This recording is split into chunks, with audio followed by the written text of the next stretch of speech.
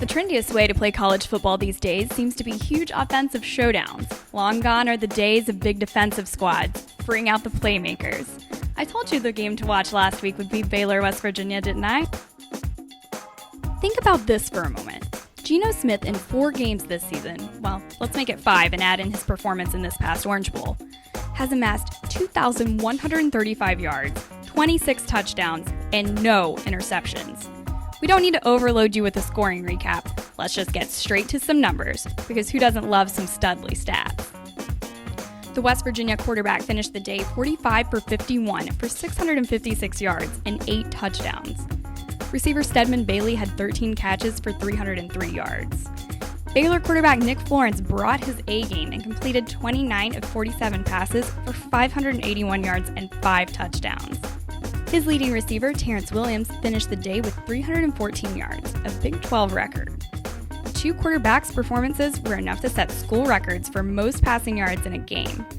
So, in all, 19 touchdowns were scored in the 70-63 shootout. How about that upset in Washington? Yet another top 10 team fell in a stunner. 8th-ranked Stanford entered the Thursday night matchup with swagger after upsetting USC in Week 3. But they came up short as they did not score an offensive touchdown against the Huskies.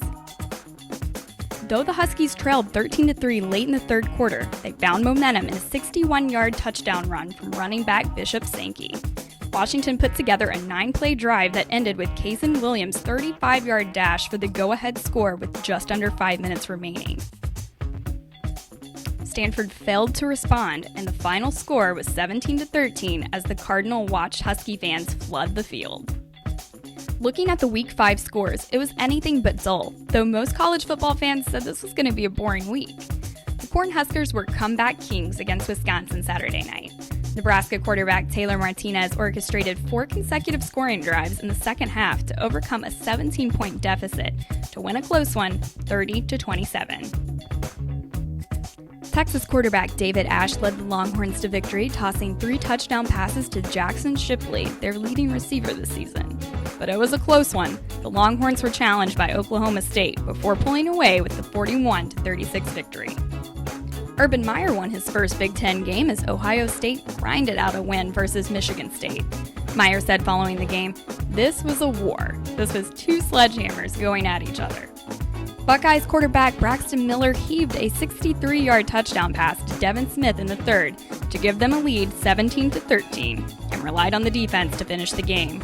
Buckeyes win 17-16. Now to the SEC. Georgia and Tennessee put on a high-scoring showdown.